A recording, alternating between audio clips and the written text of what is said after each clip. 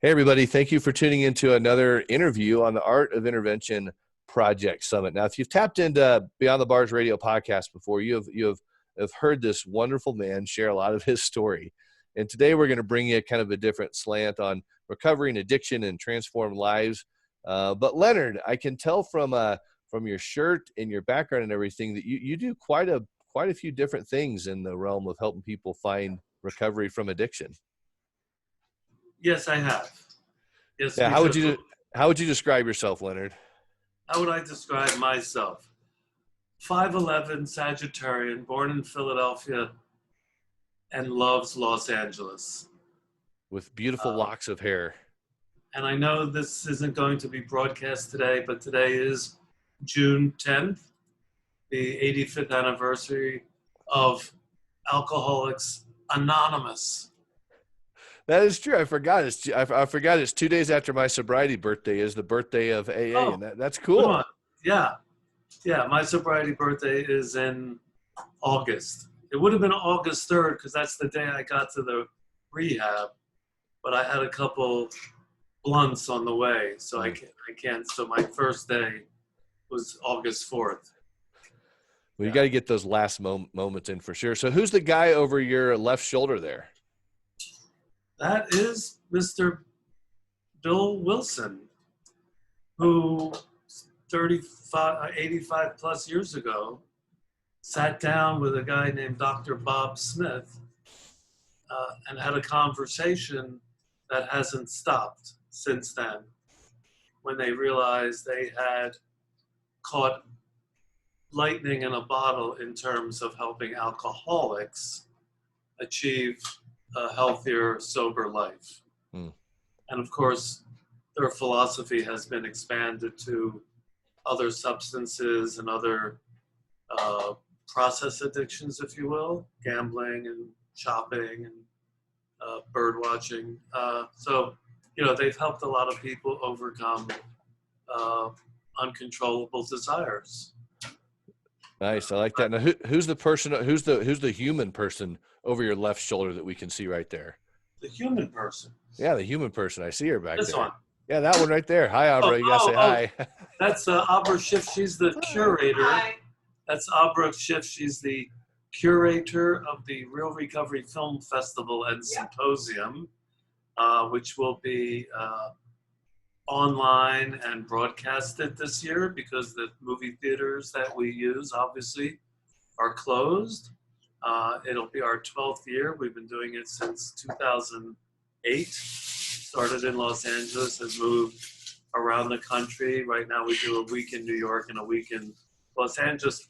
Abra Schiff is also the associate editor of the Addiction Recovery e-Bulletin, which I think more people are familiar with than the film festival because it's a national newsletter that's published once a week with all new information. And it's also a website, addictionrecoveryebulletin.org. Yeah, and if people go to that as a result of the summit, I mean, I know you have a kind of the free offering for this summit. So people go there and get that cool interview of. Yeah, we have an interview. We have an exclusive. That's an interview, Russell Brand interviewing Dr. Gabor Mate about the pandemic and about things in general. And so anybody that's subscribed gets a free download of that. So, cool. Well, hopefully that will be old news eventually. Yeah, well, it is a power-packed newsletter that you guys send out weekly. I mean, there's so many great interviews and content you guys have in there that, I mean, I'm like highly impressed. I don't know how we do it. Seriously. And I'm not just patting myself on the back or it's a remarkable thing. I think we're in a zone, I think we're intoxicated with news in a good way. There's a lot, we try and put in as many positive stories as possible, although you can't deny that the world of mental illness and addiction has its horrible fair share of disasters. But we like to highlight as many positive stories as we can. Like your story. Well, that was fun being a part of it. I appreciate you inviting me into that to kind of kind of share the journey I've been on. But let me ask you this. So when we look at recovery itself, would you say recovery is like a choice, a miracle, an accident? How do you kind of look at recovery? Sometimes I prefer calling it sobriety, because when people say, "Are you in recovery?" I don't want to be in anything. I want to be free. To me, that even has parameters in recovery. I am a sober man that doesn't drink and only take drugs when I'm about to go into surgery. I'll let them give me whatever they want. But otherwise, recovery is a miracle. It's a choice. It's an accident. It's serendipitous. It's a grace note that falls into your being for God knows why. Some people get it because they want it. Some people get it because they're just blessed. It's a blessing. It's a gift from another realm. Yeah, I was going to say, based on you wear sobriety really well. Thank you. Yes. I have a great tailor. His name is Jesus. Very nice. Yeah. That's cool. So what kind of made your life before sobriety made you to actually care about people in sobriety? What was your life look like before, when you weren't? Before? Yeah. Before sobriety, it was an exercise in risk taking. It was using drugs to not feel bad about possibly from dying from drugs. I remember once I was dropping my son off at the San Francisco airport, and I knew that night I'd be using a lot of drugs and drinking. And the thought of never seeing him again, because that night I was either going to overdose or fall down drunk and hit my head on the brick fireplace and die, the only way I could deal with that was take a couple Percodans on the drive back home to not feel the stress of maybe never seeing my son again. So this is what some people might call a vicious cycle or an insane lifestyle. The idea of quitting that night never occurred to me, but we use drugs to enhance feelings, to repress feelings, to put them in another direction. It was one of my revelations when I was at the rehab and I was sitting under a tree on a Sunday and I was bored and everybody else had visitors, but I wouldn't let anybody come visit me because I thought this was my thing. And I remember seeing a thought coming at me. I said, oh my God, here's a feeling, here's a thought, here's a feeling. And the feeling's getting closer and the feeling's getting closer. And the feeling just left. It just left. It didn't stay. You know, and as an immature drug addict, alcoholic, I thought every feeling you had was going to last forever. So I always wanted it to be a good feeling. But in that moment, I learned that feelings come and go. And they don't have to block them or enhance them or make them last longer.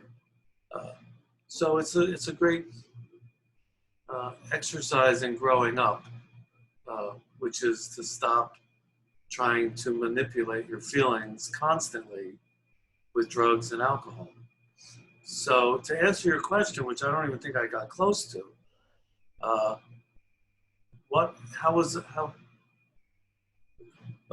I have no qualms about people drinking and using drugs. It's a choice. Some people, it's a coping mechanism. You know, I can't say the world would be better if everybody was sober, but it wouldn't be better if everybody was drunk, that's for sure. And it's a life, to me, the expression being born again, I accept completely. I was born again when I got drugs and alcohol out of my system and out of my life. And you know, I remember I was in Hong Kong one day and I was feeling out of sorts and I didn't have any marijuana because I was afraid of getting arrested in a foreign country. And I remember finding an English pub and walking in and sitting down at the bar, and it was like the music of the heavens started to play.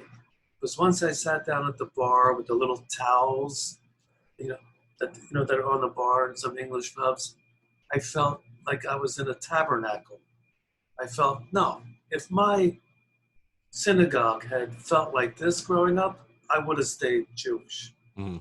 But here I was in this bar in Hong Kong feeling like was home. I don't get to do that anymore. Right. I don't Yeah. get to do. I can reminisce and even, euphoric recall has its moments. And now I go other places like a park and I feel that way. And certainly to a meeting, I feel that way, where everybody, I feel like every time I go to a meeting, I feel like I'm going to Cheers where everybody knows my first name. Right. Yeah. Right. Okay. The last name is Buschel. I'm not ashamed. I'm not embarrassed. And I think that the world is just so much better off because of how we all in recovery have chosen to live. We're not a menace to society as much anymore. And hopefully the more people decide to embrace the philosophy of the St. Francis prayer, the better off everybody's going to be. And I just hope that the country, realizes that pausing is not a bad thing. Mm. I think even it might say that in one of the AA scriptures, pause when agitated.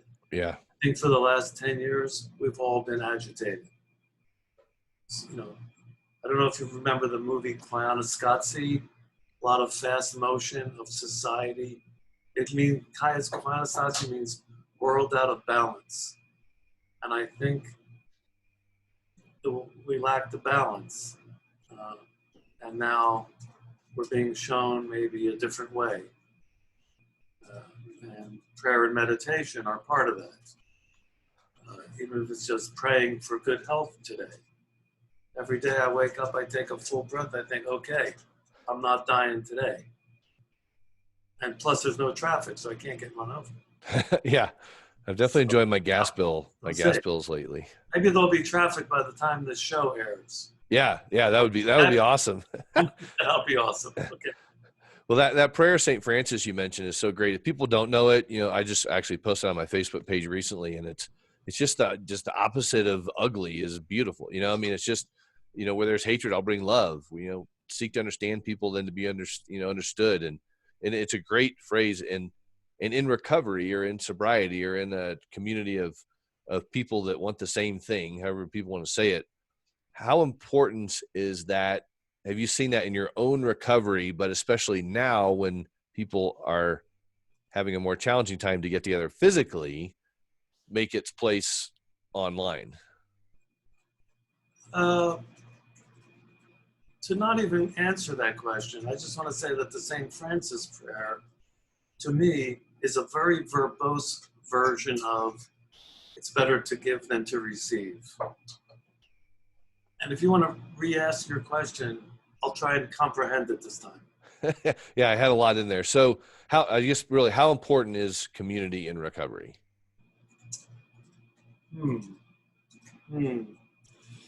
Well, we all thought it was extremely important since 1935, when they had their first one-on-one meeting, Bill and Bob, and then spread to Akron and New York and everywhere. Personally, in the last 26 years, let me figure out, where's my calculator? I want to figure out how many meetings I've been to. All right.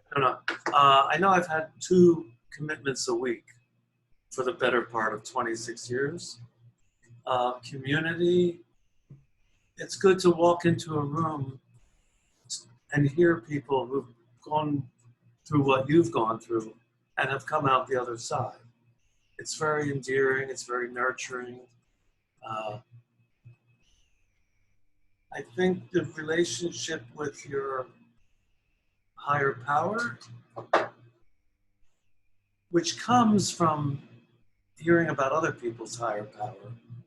So the importance of community, yes, it's extremely important, and simultaneously, it's an inside job. You know, and I can't wait until there are physical meetings again, because I miss holding sweaty strangers' hands and saying a prayer at the beginning and the end of the meeting. I miss that, but I don't feel like and maybe now this is like blasphemy. I don't feel like my sobriety is in jeopardy.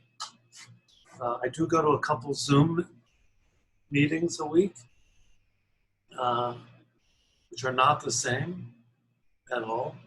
I think the idea of walking out of your house and walking to a meeting or driving to a meeting and looking for a parking spot, bitching about the traffic, walking in, finding a seat, and sitting down is like a prelude to arriving at heaven.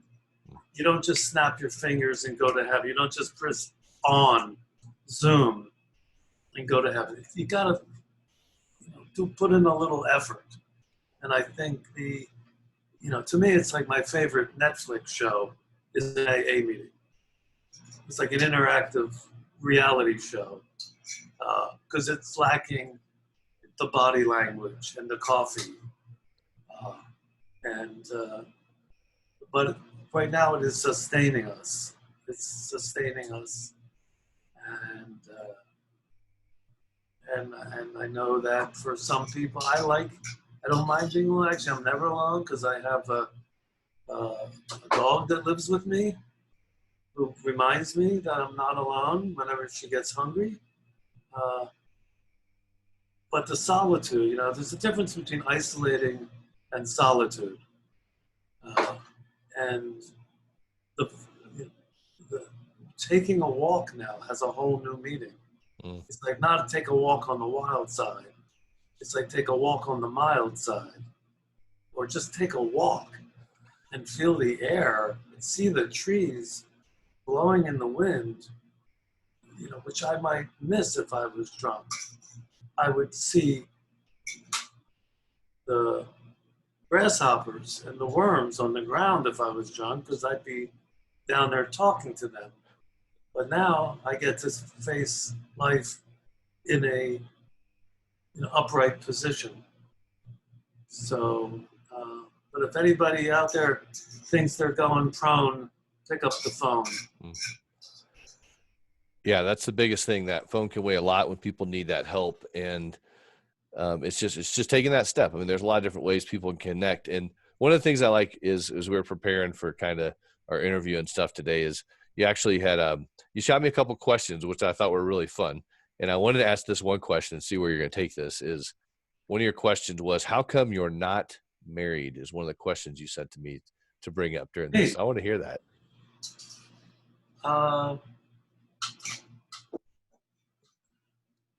There has been a shortage of queens in the realm, but I suspect soon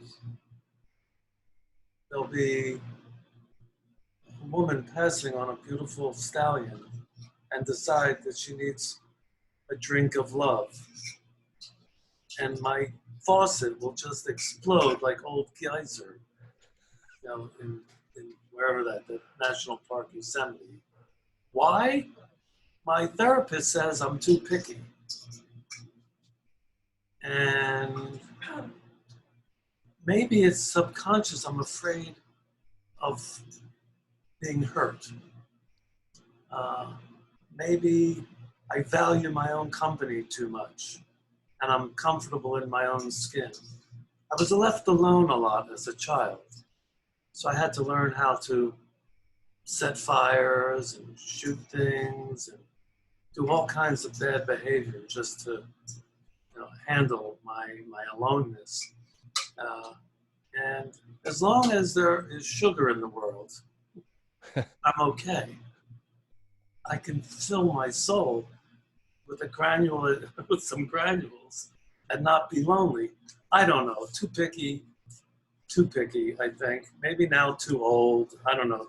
Too flippant, uh, too demanding, but yet incredibly low maintenance.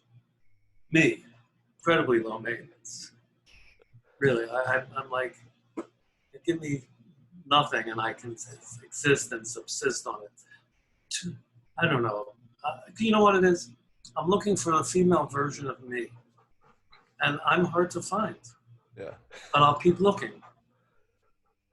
So what I'm hearing you say is that you wanted me to ask that question for all the queens out there that are watching to say, you know what? I like Leonard. I'm going to reach out to him.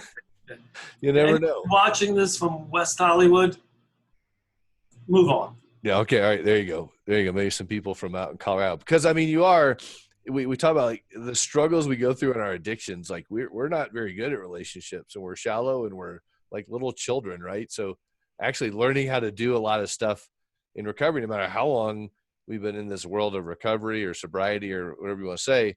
Yeah. I mean, we figure out really kind of who we are, and we get to know ourselves, since we're not high, drunk, falling down and eating worms on the ground anymore. We're seeing the beauty in the sky. Yes, we do. Although I haven't flown anywhere lately, saving a lot of money on airfares. Yeah, airfares, travel. And by the way, anybody in West Philly, and West Philly, that's where I used to cruise. West Hollywood, Harvey Milk is a hero to me.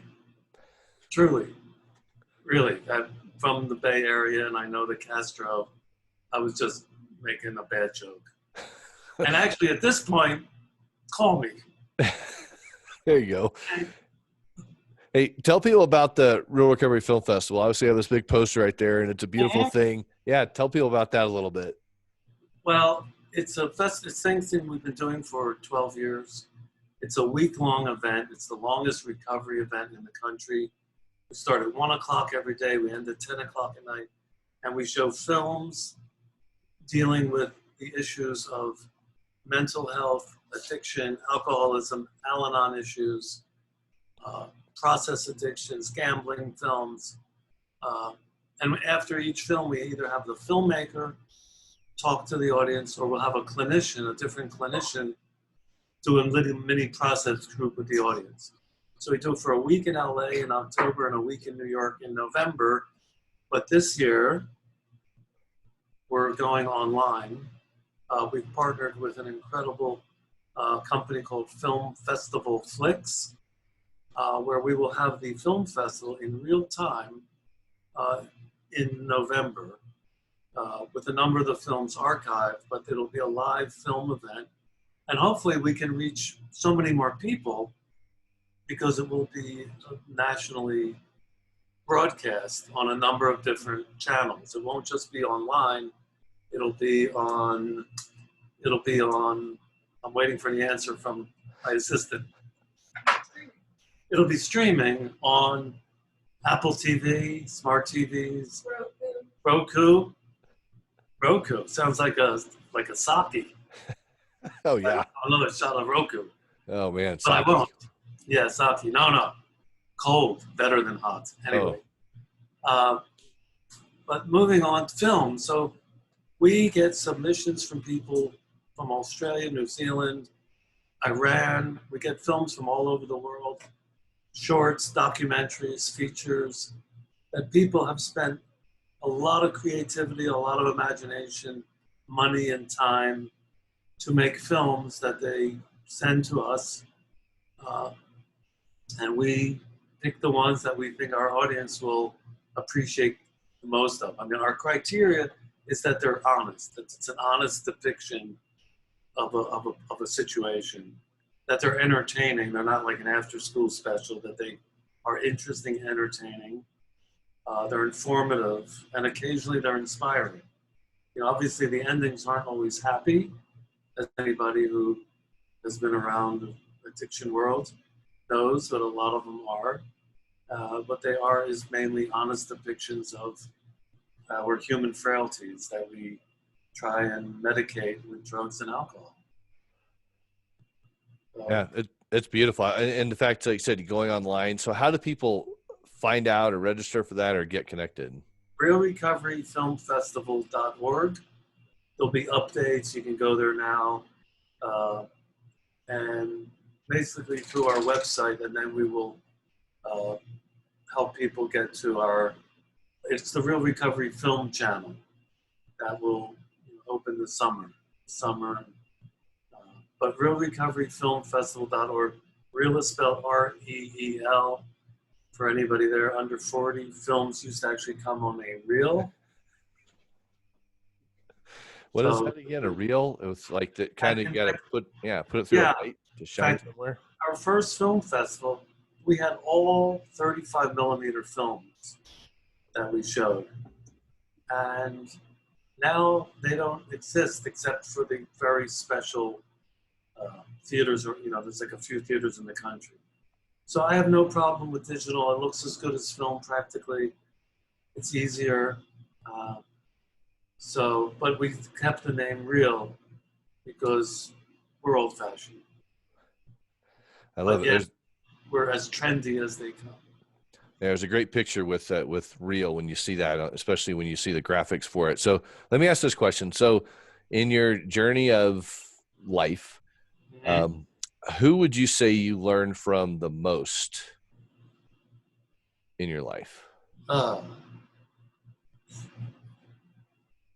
Probably poets and writers.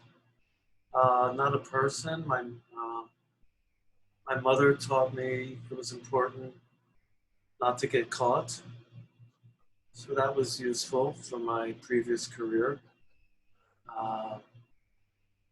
I think people who talk about how to be healthy and sane, how to be happy, healthy, and sane. And I can't say who. I could say people. I could say Emmett Fox. I could say Ernest Holmes. I could say, as Bill sees it, what they wrote down in the 12 and 12, the 12 steps and traditions that I'll call is genius. I wish everybody would apply it to every aspect of their life. I wish every country would live by the 12 traditions. I wish every elementary school taught the 12 steps. But the people who have made the most difference in my life, Stephen Sondheim, Robert Bly, Michio Kushi, Van Morrison, and Martin Amis, and Tom, and Patricia Highsmith. Very meaningful in my life. As was Stanley Kubrick and Francois Truffaut. And every woman I've ever been with has taught me something. I can't, too many to mention, but they know who they are. That's good. We don't have a reel going up through the ending credits here. So, well, yeah.